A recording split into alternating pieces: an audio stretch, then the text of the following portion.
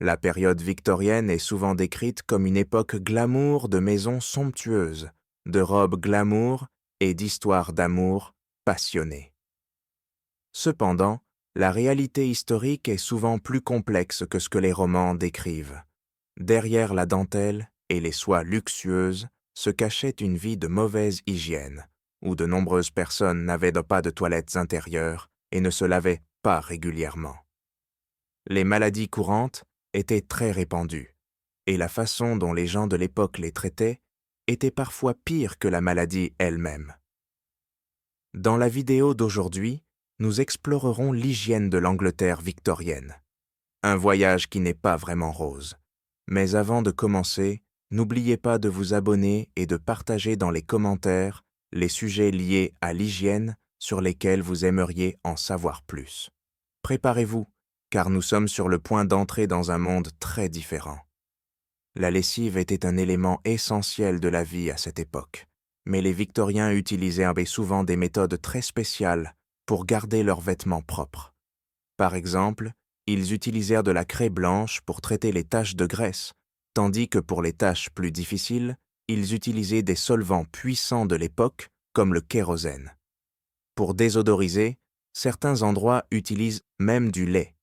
Cela peut paraître étrange, mais ce qui est remarquable, c'est que pour éclaircir les tissus blancs, on utilisait autrefois un agent de blanchiment naturel riche en ammoniac, dont l'origine vous surprendra sûrement.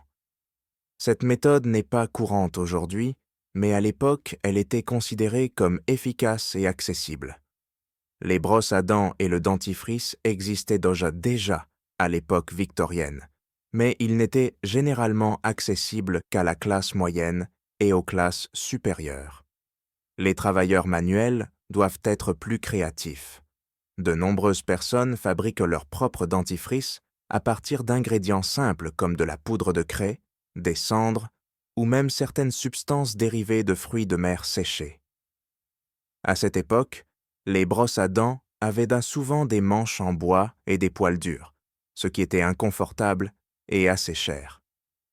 Par conséquent, de nombreuses personnes ont dû rechercher d'autres méthodes traditionnelles pour maintenir leur hygiène bucco-dentaire. Un método bastante común para mantener los dientes limpios en la época victoriana consistía en masticar apio, ya que se creía que su textura ayudaba a eliminar residuos al morderlo. Aunque no era lo más efectivo desde el punto de vista médico, al menos ofrecía una alternativa básica. Eso sí, cuidar bien tu dentadura era esencial, porque los tratamientos dentales disponibles en ese entonces eran, como decirlo suavemente, bastante primitivos y nada confortables. En muchas zonas rurales, ni siquiera existían profesionales especializados, por lo que quienes necesitaban atención dental debían acudir a personas con conocimientos generales en tareas manuales, como barberos o incluso artesanos locales. En aquella época, las mujeres seguían rutinas bastante estrictas en su vida diaria, incluyendo momentos específicos para comer, hidratarse, caminar y también para ir al baño. Esta costumbre no solo estaba relacionada con la etiqueta, sino también con la ropa que llevaban puesta. Por ejemplo, los vestidos amplios de varias capas hacían necesario planificar con antelación cuándo y cómo acudir a las instalaciones disponibles. Un dato curioso sobre la ropa interior femenina victoriana es que los llamados bloomers, unos pantalones sueltos muy usados entonces, tenían un diseño abierto en la parte inferior, lo que permitía el uso más cómodo de orinales y baños rudimentarios sin tener que quitarse toda la prenda. Esto era especialmente útil cuando se llevaban vestidos voluminosos, como las crinolinas o los polisones. Las crinolinas, similares a las que lucía Scarlett O'Hara en Lo que el viento se llevó, eran tan grandes que podían dificultar el acceso al baño. A pesar de su popularidad entre las mujeres de clase alta, muchas las consideraban incómodas y poco prácticas para el día a día. En situaciones urgentes, una mujer tenía que ajustar cuidadosamente su vestido para poder usar el orinal con discreción. En cuanto a la higiene íntima, no siempre se consideraba necesario limpiarse después de orinar, aunque sí se esperaba una limpieza básica tras ir al baño para otros fines. Para ello se utilizaba un recipiente con agua y una esponja suave, que se colocaba en lugares estratégicos dentro del hogar. En Estados Unidos, sobre todo entre las clases trabajadoras, se empleaban métodos más rústicos, desde materiales reutilizables comunes de la época hasta recursos naturales, todo con el objetivo de mantener la limpieza. La llegada del papel higiénico comercial fue lenta y desigual, y no se volvió común hasta mediados del siglo XIX, cuando finalmente empezó a distribuirse en farmacias y tiendas especializadas. La introducción del papel higiénico comercial a mediados del siglo XIX enfrentó resistencia al principio, ya que muchos lo consideraban un gasto innecesario y demasiado costoso. Esto reflejaba las diferentes normas de higiene entre culturas. Los primeros inodoros interiores, también conocidos como retretes con cisterna o water closets, eran prácticos y rápidamente ganaron popularidad. Sin embargo, como surgieron antes de que existiera una infraestructura de plomería adecuada, presentaban ciertos inconvenientes. Sin tuberías para evacuar los residuos, estos inodoros solían descargar en un sistema de recolección ubicado en el sótano del edificio. Aunque esta solución era más cómoda que una letrina y menos expuesta que un orinal, el sistema eventualmente se llenaba. Cuando eso ocurría, no tardaba mucho en que la casa empezara a desprender un olor desagradable. Para combatir estos inconvenientes, surgió una pequeña industria artesanal de trabajadores conocidos como trabajadores de limpieza nocturna. Estos se encargaban de limpiar los sistemas de recolección y luego vendían el material orgánico a los agricultores, quienes lo usaban como fertilizante. Se les llamaba así porque, por ley, esta tarea solo se podía realizar de noche, ya que se consideraba poco apropiada para hacerse durante el día. Uno pensaría que algo tan simple como bañarse sería intuitivo para la mayoría de las personas. Te metes al agua y te lavas. Pero durante la época victoriana, ese conocimiento no era tan común. De hecho, los victorianos eran constantemente bombardeados por editores que vendían libros explicando a los inexpertos qué esperar de un baño. Sin embargo, muchas de esas recomendaciones no tenían base científica. Por ejemplo, uno de esos libros aconsejaba no bañarse hasta al menos 4 horas después de una comida abundante. Esa regla todavía existe hoy, pero generalmente se aplica a nadar, no a bañarse. Otro consejo encontrado en estos libros era evitar lavarse la cara durante los viajes, a menos que primero se pudiera purificar el agua con amoníaco o alcohol. Los llamados baños rusos, que consistían en alternar agua muy caliente con agua muy fría sobre el rostro, eran recomendados para quienes deseaban prevenir arrugas. Hoy en día, todos estamos obsesionados con nuestro cabello, y la época victoriana no era diferente, aunque los champús modernos estaban muy lejos de existir. Entonces, ¿cómo se lavaban el cabello en aquel entonces? Bueno, las mujeres de la época solían usar huevos. Sí, huevos. Las mujeres solían romper un huevo directamente sobre la cabeza y masajear la yema en el cabello como si fuera un champú moderno. Luego se enjuagaba con una jarra de agua. Otra opción popular era el vinagre diluido en agua. Seguramente eso tenía un aroma peculiar, pero los huevos en vinagre no eran los únicos ingredientes de cocina utilizados como enjuagues pre-champú. También se usaban el ron, el té negro y el romero, considerados soluciones comunes y efectivas para lavar el cabello. Lavarse el cabello era importante, pero mantener una apariencia juvenil y llena de vitalidad también lo era para muchos, y los victorianos no eran la excepción. Con ese objetivo en mente, el Halls Vegetable Sicilian Hair Renewer, introducido por primera vez en la década de 1860, se convirtió en un elemento básico en la rutina de cuidado capilar de la época. Su principal atractivo era que oscurecía el cabello, permitiendo a las personas disimular sus canas. Lamentablemente, El producto contenía plomo como agente aglutinante. Este ayudaba a que otras sustancias químicas cumplieran su función de teñir el cabello, pero con el pequeño inconveniente de causar efectos secundarios no deseados. Con el tiempo, la empresa que fabricaba Halls logró eliminar, o al menos reducir significativamente, el plomo en su fórmula, y el producto se mantuvo en el mercado hasta la década de 1930. A la mayoría de las personas no les gustan los malos olores, pero en la era victoriana, los olores desagradables no solo eran molestos, se consideraban peligrosos.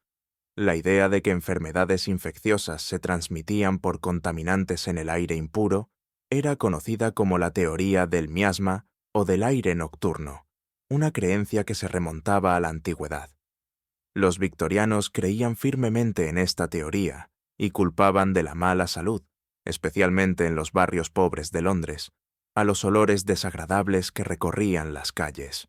Incluso Florence Nightingale, una de las enfermeras más reconocidas de la historia, creía en esta teoría. Estaba convencida de que el aire limpio era clave para restaurar la salud de los pacientes.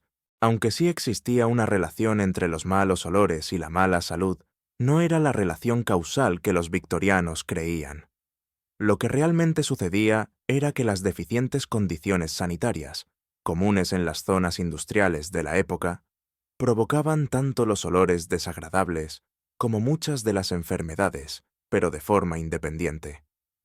La higiene en la era victoriana tenía, por supuesto, muchas deficiencias, pero también fue una de las primeras épocas en la historia en la que la sociedad dominante se tomó el tiempo para abordar las preocupaciones relacionadas con la higiene femenina. De hecho, tanto las toallas sanitarias desechables como las primeras versiones del tampón fueron inventadas a finales del siglo XIX.